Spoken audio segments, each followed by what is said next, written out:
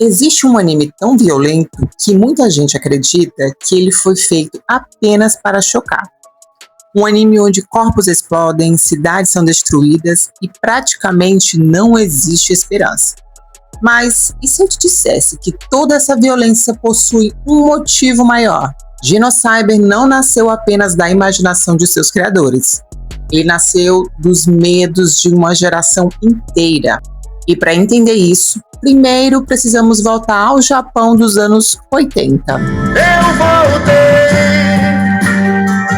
agora. Olá, haters desse canal, tudo bem com vocês? Bem-vindo a mais um anime. Olha só, olha como é que eu começo aqui, tá? Não prometo nada, porque muita coisa aconteceu, muitas coisas estão acontecendo, mas hoje eu voltei para falar de Genocyber, lá da nossa playlist de US Mangá. Então fique aqui, pegue teu lanchinho, faz aí tua atividade física, ou então vai só desmiolar um pouquinho a mente e assista mais um anime se falando sobre Genocyber.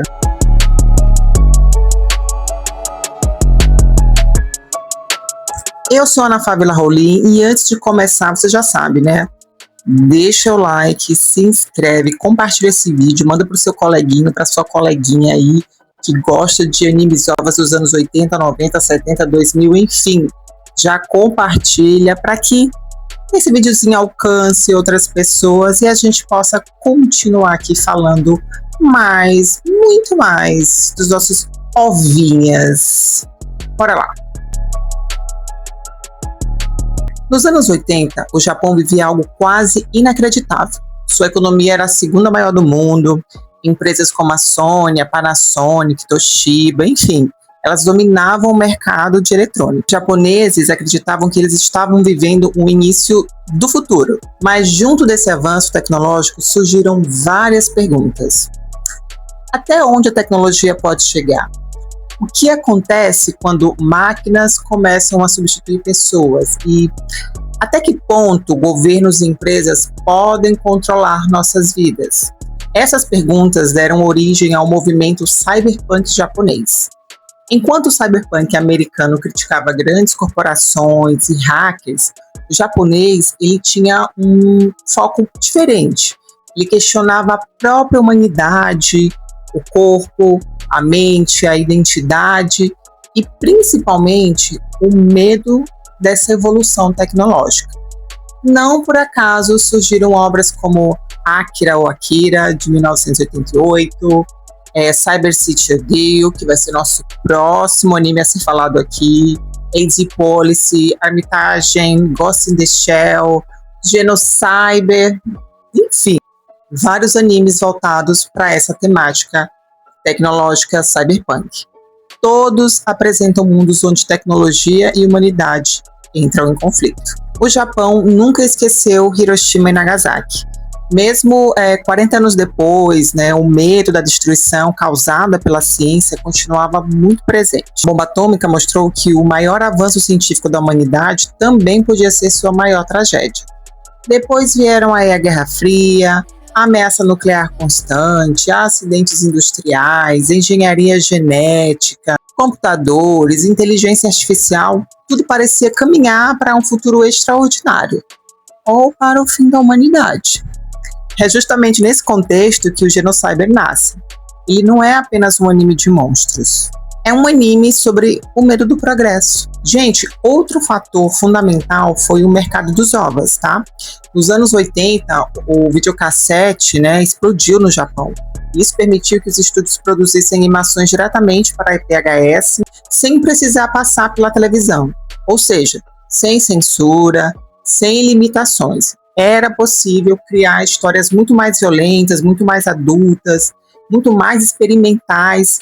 E Genocyber foi exatamente isso, uma obra feita para impressionar adultos. Genocyber foi dirigido por Koichi Ohata e escrito e ilustrado por Tony Takezaki.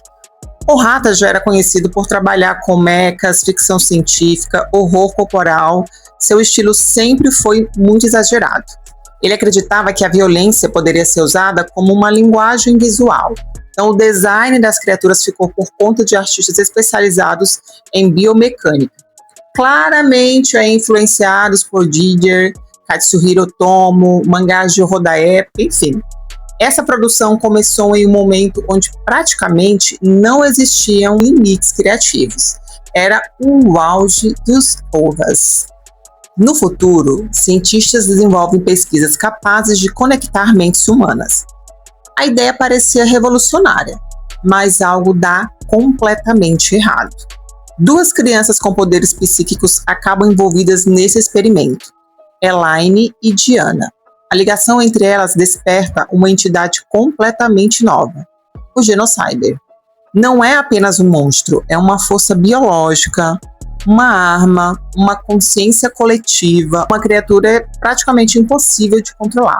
E a partir daí, o anime abandona qualquer esperança. Governos tentam usar esse poder, militares tentam controlar esse poder, empresas tentam explorar esse poder. E aí eu vou me adentrar nos personagens principais. Então, tem vários personagens dentro do anime, tá?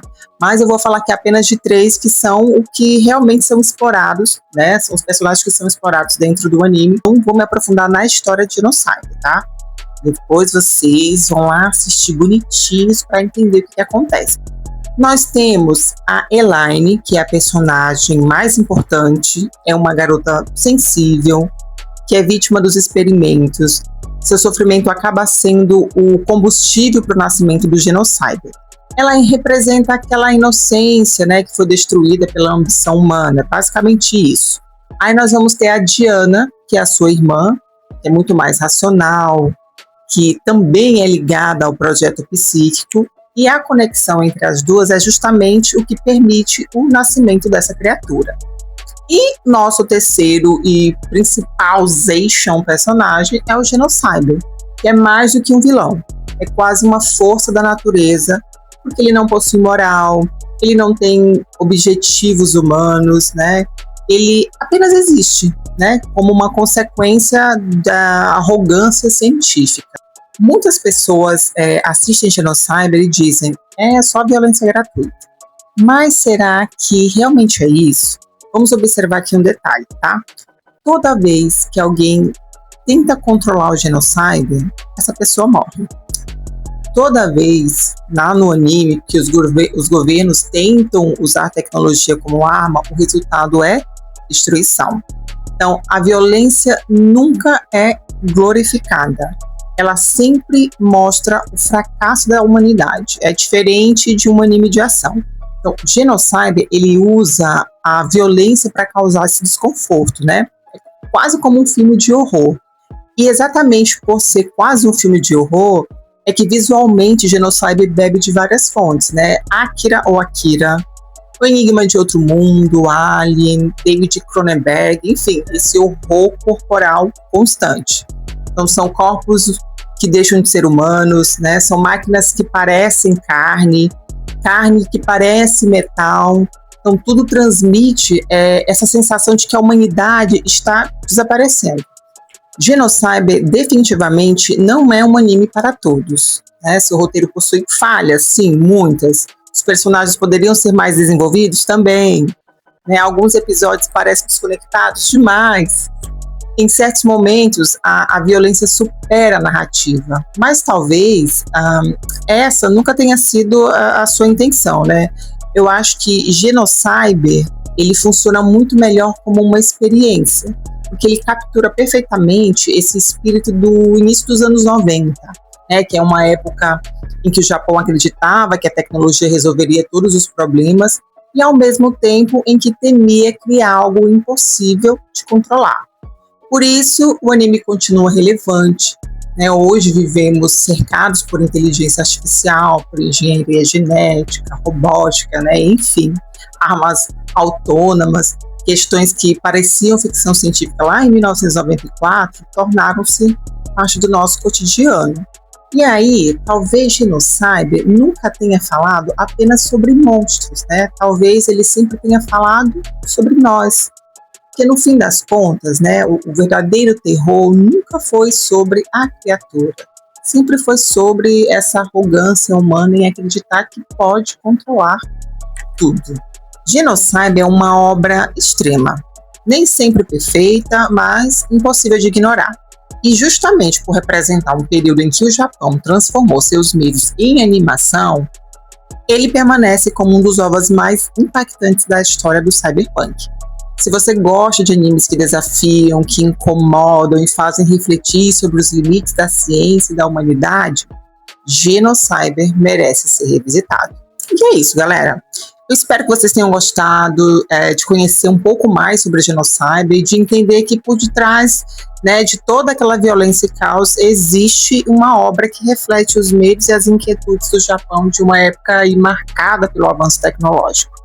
E se vocês curtiram esse vídeo, deixem um like, compartilhem com outros fãs de anime e se inscrevam no Anime-se para não perder as próximas análises.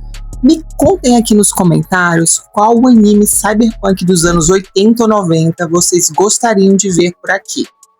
Um grande abraço, fiquem bem e até o próximo vídeo. E até mais!